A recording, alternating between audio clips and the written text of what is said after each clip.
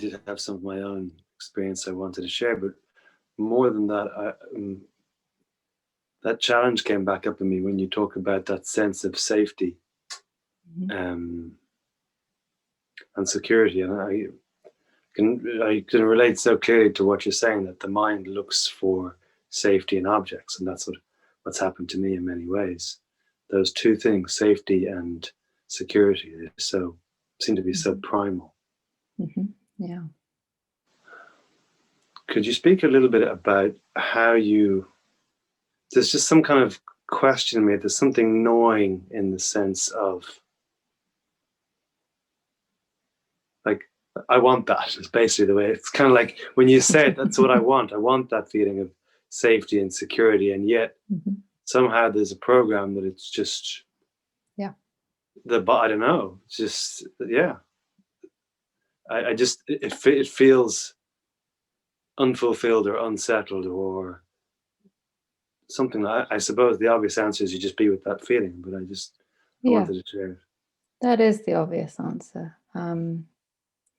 But I think there's more to it than just be with that feeling, because that can sometimes err on the flat side of it all. That sort of, oh, well, I just have to be the space. But actually, I would say there's another layer in that somewhere, and I'll try and describe it. And it's to do with curiosity and loving awareness, like this sort of innocent curiosity to feel into, again, not the story of what's happening, because honestly, that can go any which way, but actually the felt experience of that insecurity, that feeling of fear.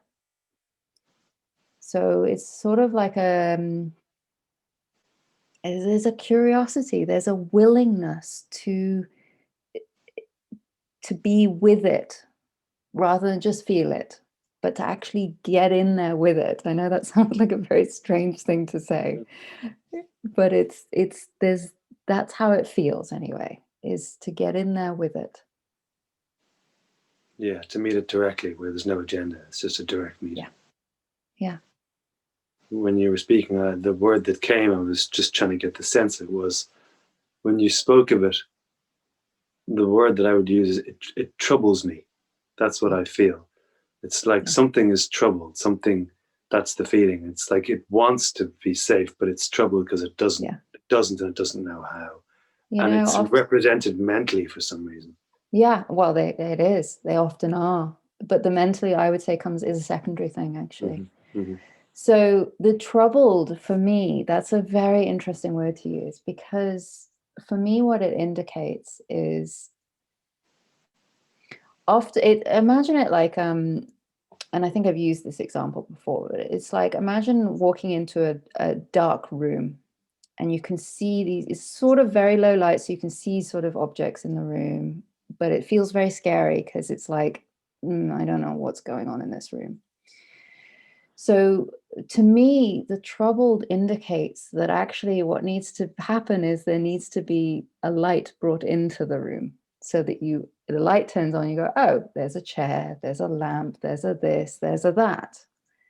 And so the troubled is there's not enough, clarity is not the right word, resolution to what is going on there with that sense of insecurity. Like it sort of feels like this dark room that you don't want to go into because you don't know what's in there. But actually I think what's being called for is actually to be with it, bring light to it, see what's going on. There's the curiosity, the innocence, is to bring more clarity to it, more resolution to it. Yeah, the sentence that came as you were talking it was just a statement. It's like, oh, it's gone now. Wherever it came from, it went back down. It was just a statement. It was like an existential statement. It was like, I don't feel safe. I don't trust life. I don't feel safe. It's like it's a believed truth. That's the way. Yeah. That's how I'm experiencing. Yeah. And so unless you actually face that and come to know that, as a believed truth, oh, it's just a believed truth. And there's the lack of resolution. The resolution is you haven't seen it yet, maybe fully as a believed truth. It's still a bit of an unknown. It's still a bit of a, what is that? Is that true? Is that not true? Is that what is it? It's a room with, I don't know what in. Yeah. And so the sort of coming to a more intimate awareness of what's going on allows you to have clarity of, oh, it's a thought believed in. But as long as there's not clarity around that, there's a doubt there of like, well, it could be real, it could be this, I don't know what it is. It's amazing with the extra, it's a lovely word, the resolution, just extra resolution just provides everything. Yeah.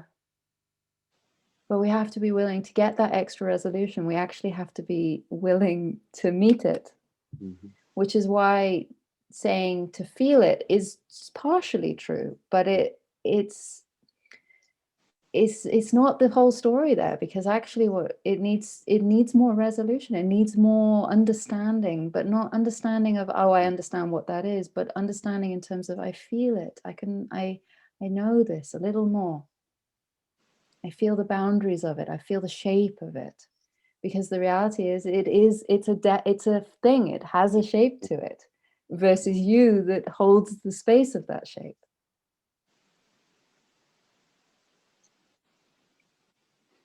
It's amazing.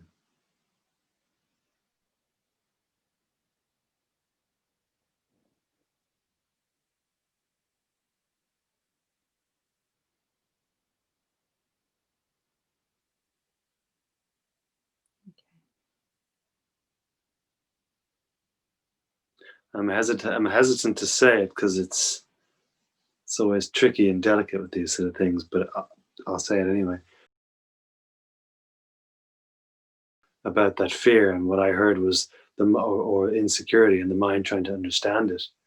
What came to me straight away, just from my experience with this, is it's a creature. It really has its own things. Yes. It likes, like I know with mine, if I feed it well, if I give it music it likes, if it gets a cuddle, if it gets someone to stroke it or say something nice, it's a completely different language that's before the mind. It's just completely different. It just occurred to me when she was saying it. It just sounded like the mind was trying to understand something, and the body has its own creature language. Yes, I like And that. it's actually really beautiful when you discover it. Yeah, and this is why I say the mind is secondary. Yeah, it's not a perfect analogy, but nonetheless I sometimes use it as it's almost like life is in concentric circles, and at the heart, the core of it is just our essence, our consciousness, our beingness, light, divine, God, whatever word you want to use there. And then you've got the subtle felt energetic layer. And then beyond that, you've got sort of the body, and then the mind, and then you go way out into, family and people and world and whatever. And most of us live again, hold this all very lightly. It's not literally like this, but most people live in the layer of the mind, and they have no idea the underlying realities of life. And the felt body, I would say, is more intimate, more closer to ourselves than the mind in that way, in this particular analogy. The body can be, one second. No, go ahead. The body can be without the mind, but the mind, can it be without the body? Or the felt experience. I'm using those slightly synonymously. Okay. What was your question? Go ahead. It's more like I was interested in exploring it, or you sharing about a word that you hear a lot in spiritual circles, and it's one that hasn't always come easily to me, and that's the heart.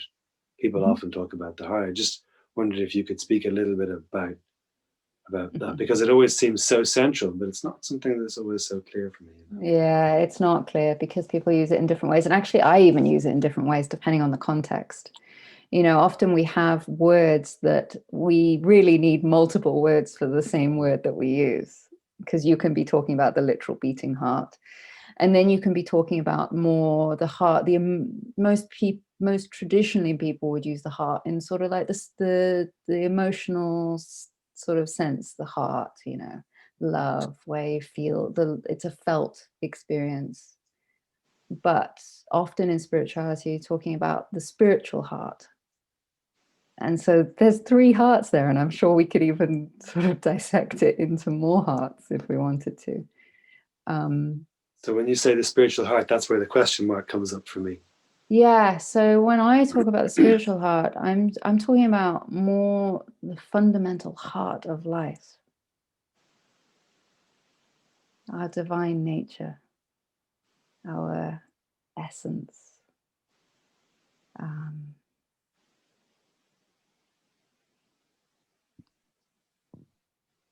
That silence, that emptiness that holds the fullness of life as well. And it's not a cold, hard nothingness. It's actually that which all of life springs forth from. And often it can be described as being centered, the heart chakra and all of this. Again, we like to sort of pin everything down and make these nice little neat categories, and so it gets tricky. But it has a correlation in the body, is what I'm trying to say, I guess. Yeah, I kind of noticed that sometimes it's very hit and miss. If you say the silence and the peacefulness and sometimes the joy, I can relate, but it's just not one that's as readily available to me in my experience. So that's kind of why I brought it up. I was like, I'd like to delve into that and see how is that experience and how. Yeah. Do you know why you're having trouble with it? I would hazard a guess why you're having trouble with it. Yeah. Because it's not about trying to define it in the same way, like that's a mind trying to come in and go, right, let's put a nice little neat little box around this. And actually what we're talking about is prior to the mind. Yeah. It encompasses the entirety of the experience. So you can't define it. Now we can point to it and, give it a bit of approximation, a little bit of equality. But actually, the heart that I'm talking about is that which sees and experiences all of this.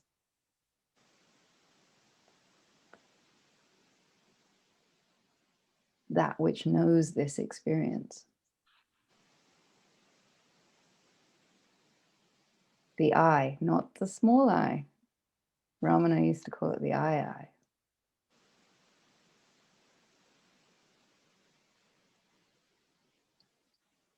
That sense of existence.